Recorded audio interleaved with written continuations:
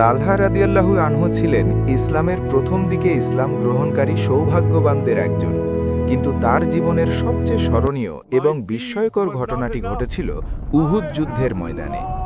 উহুদ যুদ্ধের এক সংকটময় মুহূর্তে যখন মুসলিম বাহিনী কিছুটা ছত্রভঙ্গ হয়ে পড়েছিল, তখন একদল মুশরিক সরাসরি রাসূলুল্লাহ সাল্লাল্লাহু আলাইহি ওয়াসাল্লামের উপর হামলা চালায়। সেই কঠিন সময়ে তালহা রাদিয়াল্লাহু আনহু নবীজিকে রক্ষা করার জন্য নিজের জীবন বাজি ধরেন। তিনি নবীজিকে এক হাত দিয়ে জড়িয়ে ধরে অন্য হাতে তলোয়ার চালিয়ে শত্রুদের প্রতিহত করছিলেন। কাফিররা যখন নবীজিকে লক্ষ্য করে তীরের বৃষ্টি বর্ষণ করছিল, তালহা রাদিয়াল্লাহু আনহু নিজের হাতকে ঢাল হিসাবে ব্যবহার করেন।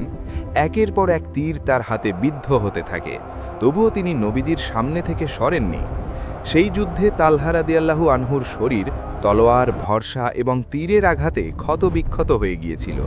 ঐতিহাসিকদের মতে তার শরীরে প্রায় ৮০টিরও বেশি জখম ছিল। তীরের আঘাতে তার একটি হাত চিরতরে অবশ বা পঙ্গু হয়ে যায়। যুদ্ধের এক পর্যায়ে তিনি নবীজিকে পিঠে বহন করে পাহাড়ের একটি নিরাপদ স্থানে নিয়ে যান।